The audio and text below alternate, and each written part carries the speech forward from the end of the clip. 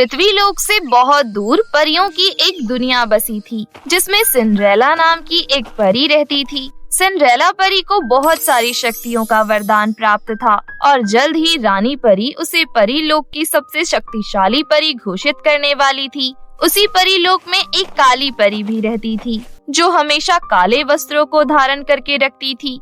एक बार काली परी को विचार आता है, अगर मैं सिंड्रेला परी की मृत्यु कर दूं, तो उसकी शक्तियां भी मेरे पास आ जाएंगी और परी लोक की सबसे शक्तिशाली परी मैं बन जाऊंगी। परी लोक पर राज करने का मेरा सपना जल्द ही पूरा होगा। दूसरी तरफ सिंड्रेला परी कुछ परियों के साथ हंसी ठिठोली कर रही थी। तभी एक हरी परी सिंड्रेला परी से कहती है, सिंड्रेला परी, हम तुम्हारे लिए बहुत खुश हैं। तुम जल्द ही परी लोक की सबसे शक्तिशाली परी घोषित की जाने वाली हो, इसलिए हम सब परियों ने मिलकर तुम्हें एक तोहफा देने के लिए सोचा है। आप सभी परियां मुझे इतना प्यार करती हैं, मेरा ध्यान रखती हैं और मुझे इतना सम्मान देती हैं। मेरे लिए यही बहुत है। मुझे भला तोहफे की क्या जरूरत, मेरे पास वैसे ही इतना खूबसूरत तोहफा है आप लोगों के रूप में। सिंड्रेला परी, हम हमेशा तुम्हारे साथ थे, हैं और रहेंगे, लेकिन फिर भी हम अपनी खुशी के लिए तुम्हें एक तोहफा देना चाहते हैं। तुम कृपया कर इनकार ना करो, नहीं तो हम सभी परियों का दिल दुख जाएगा। अगर बात आप लोगों के दिल दुखने की है तो भला मैं मना कैसे कर सकती हूँ। मैं बहुत खुशनसीब हूँ जो मुझे आप सब जैसी दोस्त मिली। अगले ही दिन काली परी सिंड्रेला परी को अगवा करने पहुँच जाती है। उस समय सिंड्रेला परी अकेली थी। यही ठीक मौका है, अभी सिंड्रेला परी के साथ कोई भी नहीं है। ये सोचकर काली परी एक गरीब बूढ़ी परी का रूप धारण करके सिंड्रेला परी के पास जाती है और कहती है, बेटी, क्या तुम बता सकती हो पहाड़ी के पीछे के लिए मुझे किस रास्ते पर चलना होगा? मैं बहुत दूर से चलकर आ रही हूँ। अब मुझे समझ नहीं आ रहा कि मैं कौन से रास्ते पर जाऊँ। काकी परी, आप दाएं वाले रास्ते पर जाइए, आप अपनी मंजिल तक पहुँच जाएंगी। बेटी, भगवान तुम्हारा बहुत बहुत भला करे। अंधेरा होने वाला है और मेरी नजरें थोड़ी कमजोर हैं। क्या तुम मुझे थोड़ा आगे तक छोड़ दोगी? मैं तुम्हारा ये एहसान कभी नहीं भूलूंगी। काकी परी, आप ऐसी बातें क्यों कर रही हैं? मैं आपको जरूर छोड़कर आऊंगी, चलिए मेरे साथ। सिंड्रेला परी उस औरत के साथ चली जाती है, जो कि असल में काली परी थी। काफी देर हो जाती है, लेकिन सिंड्रेला परी वापस नहीं आती। रात होने लगती है, तब सभी परियों को चिंता सताने लगती है। ये सिंड्रेला परी कहाँ चली गई? काफी देर से नहीं दिख रही, न जाने कहाँ चली गई। अब तक तो उसे आ जाना चाहिए था। क्या किसी ने सिंड्रेला परी को देखा है? तभी वहाँ मौजूद एक परी कहती है, हाँ, मैंने शाम को सिंड्रेला परी को एक औरत के साथ पहाड़ी के पीछे वाले रास्ते पर जाते हुए देखा था। उसके बाद मैंने उन्हें दोबारा नहीं देखा। क्या सिंड्रेला परी अकेले पहाड़ी के पीछे चली गई? वो बहुत जल्द ही परी लोक की शक्तिशाली परी का ओहदा हासिल करने वाली है। उसकी जान को खतरा है। और वैसे भी ये बात जानने के बाद कि सिंड्रेला परी को ये ओहदा मिलने वाला है, काली परी शांत नहीं बैठेगी। हमें उसे ढूंढने जाना चाहिए। तुम सही कह रही हो, हम सबको उसे ढूंढने जाना चाहिए। सभी परियां सिंड्रेला परी को ढूंढने निकल जाती हैं। दूसरी तरफ वो औरत सिंड्रेला परी को पहाड़ी के पीछे ले जाकर अपने असली रूप में आ जाती है। काली परी, तुम मुझे यहाँ पर क्यों लाई हो, वो भी धोखे से? अगर इस बारे में रानी परी को पता चला तो तुम्हारे साथ बहुत बुरा होगा। जब रानी परी को पता चलेगा तभी तो मैं तुम्हारी कहानी यहीं खत्म कर दूंगी। मैं तुम्हें यहाँ मारने के लिए ही लाई हूँ। तुम्हारी बलि देकर मैं इस परी लोक की सबसे शक्तिशाली परी बन जाऊंगी, लेकिन उसके लिए पहले तुम्हें मरना होगा।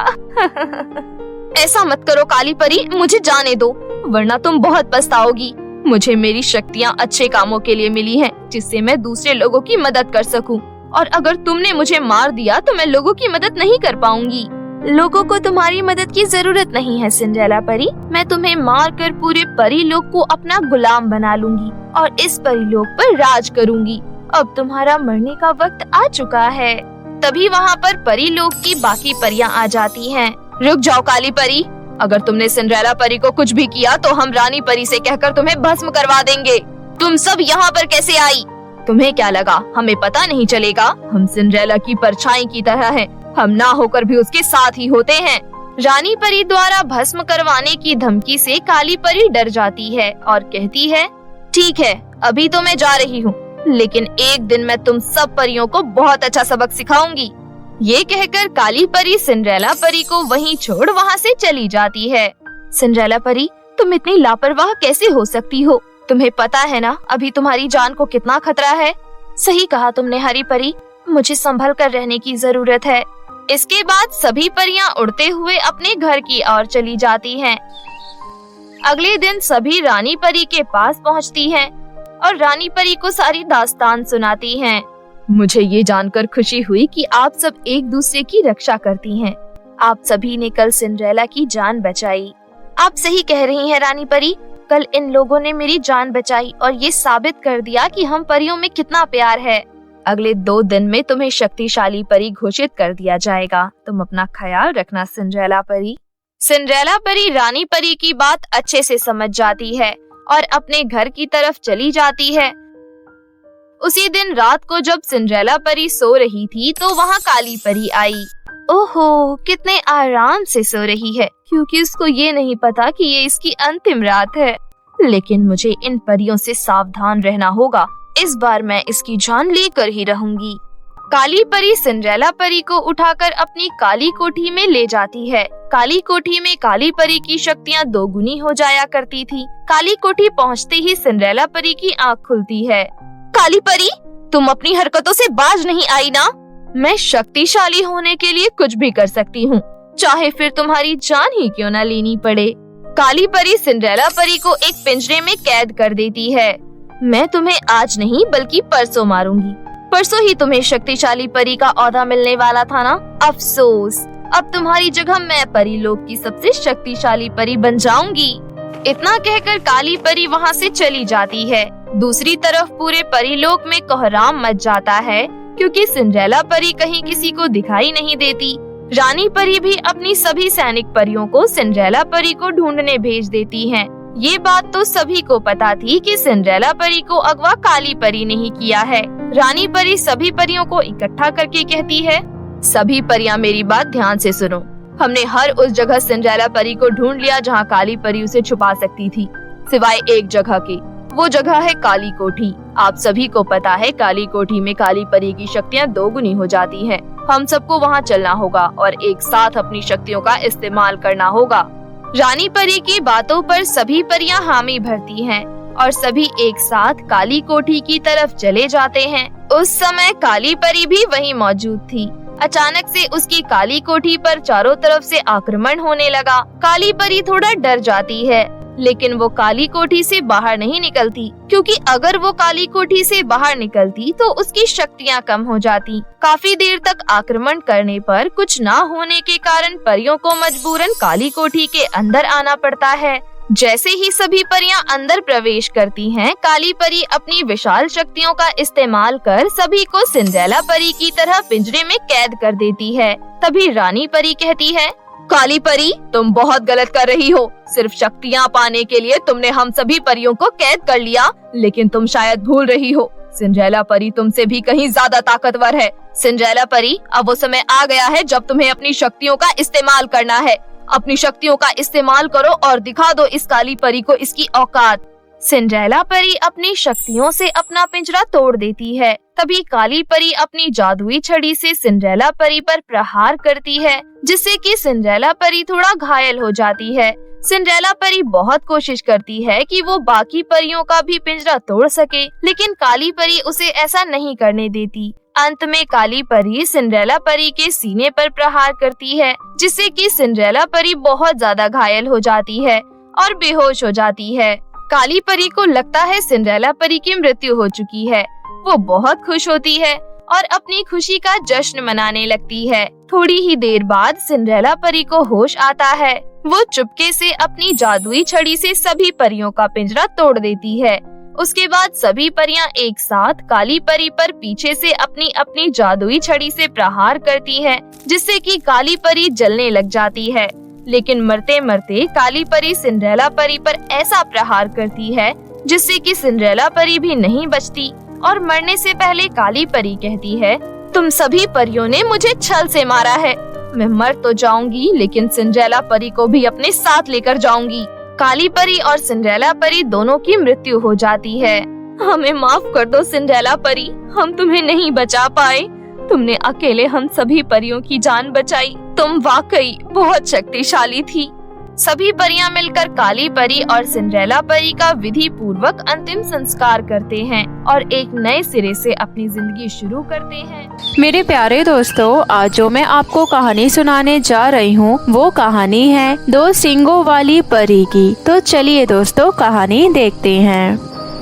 एक बार परीलोक में एक सुंदर परी ने जन्म लिया। सभी परियां सुंदर बच्चे परी को देखती ही रह गई। ये क्या, हमारी छोटी बच्ची के 2 सींग है? इतने समय बाद हमारी इतनी सुंदर सी छोटी बच्ची हुई और उसके बाद ये 2 सींग, ऐसा क्यों? आज तक परीलोक में ऐसा नहीं हुआ था। धीरे धीरे वो बच्ची बड़ी होने लगी। स्वीटी और सूरज ने उस बच्चे का नाम भूमिका रखा। भूमिका परी दिखने में बहुत सुंदर और सबके मदद करने वाली होती है, लेकिन जैसे जैसे भूमिका परी बड़ी हो रही थी उसके 2 सींग भी बड़े होते जा रहे थे। भूमिका के 2 सींग होने के कारण परीलोक की सभी परियां उसका मजाक उड़ाती थी, लेकिन भूमिका उन सब की बातों को नजरअंदाज करते हुए भी परीलोक में खुशी खुशी रहती थी।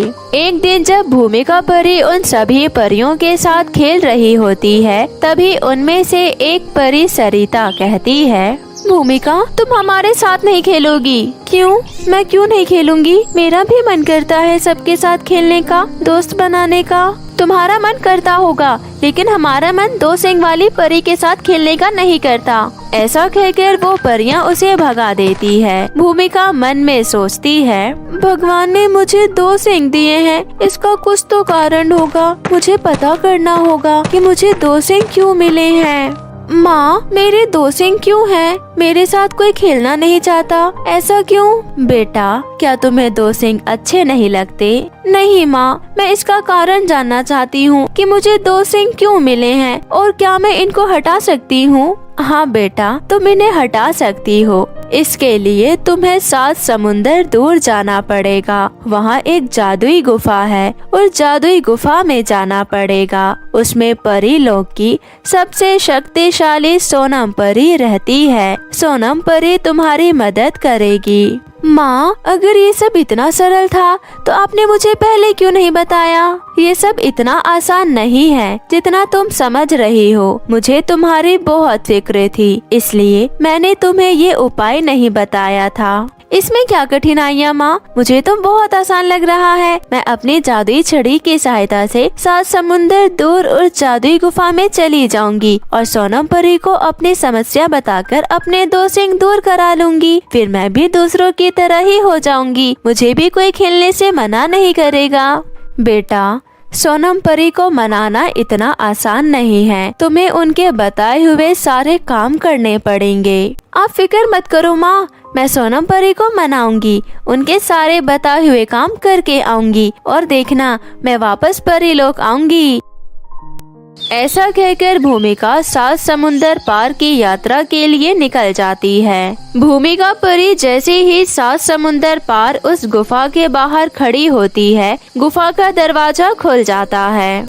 आ गई भूमिका तुम? मुझे पता है तुम क्यों आई हो। मैं तुम्हारा ही इंतजार कर रही थी। मुझे तुम्हारी कठिन परीक्षा लेनी है, तभी मैं तुम्हारे ये 2 सींग गायब करूंगी। आप आज से ही मुझे काम बताना शुरू करिए। मुझे क्या काम करने पड़ेंगे? तुम्हें इस घाटी के राक्षस को मारना होगा, क्योंकि वो सभी परियों को खा जाता है। तुम में इतना साहस है क्या कि तुम इसे मार सको? हाँ, मैं ये करके दिखाऊंगी।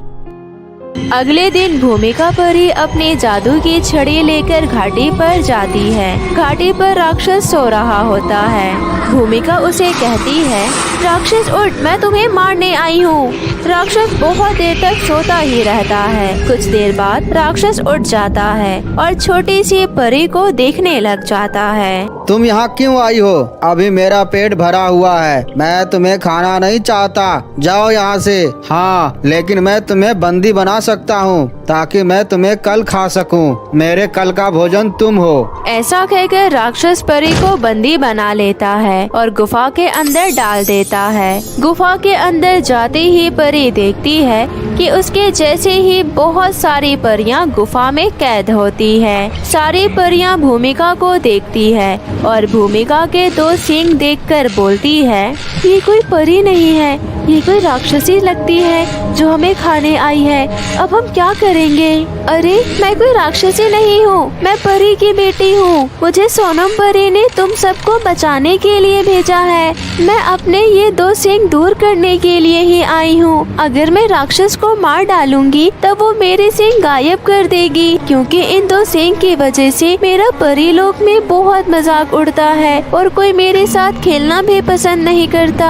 सारी परियां भूमिका की बात मान जाती है और बताती है कि उनकी जादुई छड़ी राक्षस ने तोड़ डाली, इसलिए वो कुछ भी नहीं कर सकती। मुझे सोनम परी ने आप सभी परियों को बचाने के लिए ही भेजा है, इसलिए मैंने अपने जादुई छड़ी को अदृश्य बना लिया था। ऐसा कहकर भूमिका परी अपनी जादुई छड़ी को बालों में से निकालती है और जादुई छड़ी को आदेश देती है कि इन सभी परियों की जादुई छड़ी वापस लाओ और इस गुफा का पत्थर तोड़ डालो। ऐसा कहते ही जादुई छड़ी उस पत्थर को तोड़ डालती है।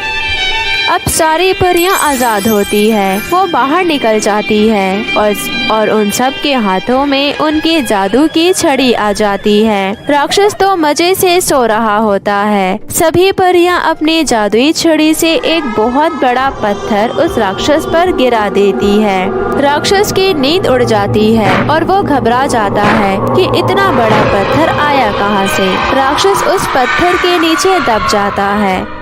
राक्षस उस पत्थर को फेंककर खड़ा हो जाता है। भूमिका परी और सारी परियां उसको एक बड़ी सी रस्सी से बांध देती है। राक्षस रस्सी तोड़ नहीं पाता है, वो जोर जोर से चिल्लाने लग जाता है, मेरे हाथ खोल दो, मेरे हाथ खोल कर देखो, अभी तुम सबको मार डालूंगा, सबका खून पी जाऊंगा। तूने सारी परियों का बहुत खून पी लिया, अब तेरी बारी है मरने की। सारी परियां राक्षस के ऊपर हजारों मधुमक्खियां छोड़ देती है। मधुमक्खी राक्षस को डंक मार मार के सुझा देती है। राक्षस जोर जोर से चिल्लाने लग जाता है, अरे बचाओ, मुझे बचाओ, मधुमक्खियों ने मेरा तो बुरा हाल कर दिया, मुझे डंक मार मार के, आज तो लगता है मैं मर ही जाऊंगा। ऐसा कहकर राक्षस थोड़ी ही देर में मर जाता है। सभी परियां भूमिका परी को धन्यवाद देकर अपने अपने परिलोक में उड़ जाती है। भूमिका सोनम परी के पास जाकर बताती है कि मैंने उस राक्षस को राक्षस घाटी पर जाकर मार डाला। तुम बहुत बहादुर निकली भूमिका, ये लो मैं तुम्हारे 2 सींग गायब करती हूँ, अब तुम्हारी कोई हंसी नहीं उड़ाएंगे। अपने 2 सींग गायब होने से भूमिका बहुत खुश हो जाती है। अब सभी लोग भूमिका के साथ खेलने लग जाते हैं और उसकी बहादुरी के लिए भी उसे शाबाशी देते हैं। एक बार की बात है, गिन्नी नाम की एक लड़की अपने कॉलेज की कुछ सहेलियों के साथ शिमला की वादियों में घूमने गई। कुछ दिनों तक वहां मौज मस्ती करने के बाद रास्ते में आते वक्त उनकी बस खराब हो गई, जिस वजह से उन्हें वहां एक घाटी में कुछ देर के लिए रुकना पड़ा। सभी लड़कियां घाटी में यहाँ वहां घूमने लगी। वहीं गिन्नी भी घूमते घूमते रास्ता भटक गई और चलते चलते फूलों से लदी एक बगीचे में पहुंच गई, जहां तरह तरह के फूल खिले हुए थे। तभी गिन्नी की नजर बगीचे में लगे झूले पर पड़ी। वो उस झूले के पास जा ही रही थी कि तभी कुछ परियां वहां आ गई। उन्हें देख गिन्नी घबराकर एक पेड़ के पीछे छुप गई और मन ही मन बोली, मैंने तो किताबों में ही परियों के बारे में सुना था, आज हकीकत में परियों को देख भी लिया। सच में कितनी सुंदर परियां हैं। तभी परियां आपस में बातें करने लगी। कितना मजा आ रहा है ना झूला झूलकर। तुम्हें तो पता है इस झूले पर झूलकर हमारी खूबसूरती और उम्र दुगनी हो जाती है। बड़ी मुश्किल से रानी परी से आज्ञा लेकर इस झूले को इस गुप्त जगह लगाया है। इस जगह पर परिंदा भी पैर नहीं मार सकता। तभी इतने में जोरों की तेज हवाएं चलने लगी। लगता है बारिश होने वाली है, हमें जल्दी से परिलोक वापस चले जाना चाहिए। ये कहते हुए सभी परियां बारिश शुरू होने से पहले जल्दबाजी में वहां से चली गई। सभी परियों के चले जाने के बाद गिन्नी उस झूले के पास गई और बोली, क्या सच में इस झूले पर बैठने से खूबसूरती और उम्र दोनों बढ़ जाएगी? क्यों ना मैं इस झूले को अपने घर ले जाऊं। फिर गिन्नी उस झूले को बगीचे से चुरा लेती है। तभी उसे सहेलियों की जोर जोर से पुकारने की आवाज सुनाई देने लगी। अरे गिन्नी, कहाँ हो तुम? हम तुम्हें कब से ढूंढ रहे हैं। बस ठीक हो गई, जल्दी चलो। गिन्नी के हाथों में झूला देखकर सभी सहेलियां हैरानी से झूले के बारे में पूछने लगी, लेकिन गिन्नी ने उन्हें कुछ नहीं बताया और घर आकर गिन्नी झूले पर बैठ गई।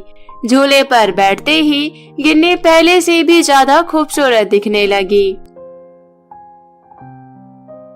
अरे, ये झूला तो सच में जादुई है। मैं तो पहले से भी ज्यादा खूबसूरत दिखने लगी। मुझे इस झूले को छुपा कर रखना होगा। एक दिन उसकी बचपन की सहेली रिंकी उससे मिलने घर आई। गिन्नी की खूबसूरती देख रिंकी मन ही मन उससे जलने लगी और सोचने लगी, गिन्नी तो मुझसे भी ज्यादा खूबसूरत दिखने लगी। लगता है इसने कोई जादुई घुट्टी पी ली है, तभी ये बंदरिया सुंदर दिख रही है।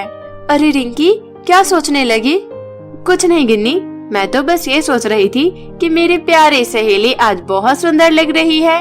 क्या बात है, महंगा वाला फेशियल करवाया है? मेरे ब्यूटी पार्लर में ही आ जाती, मैं फ्री में तेरा फेशियल कर देती। अरे नहीं, ये तो परियों के झूले का कमाल है।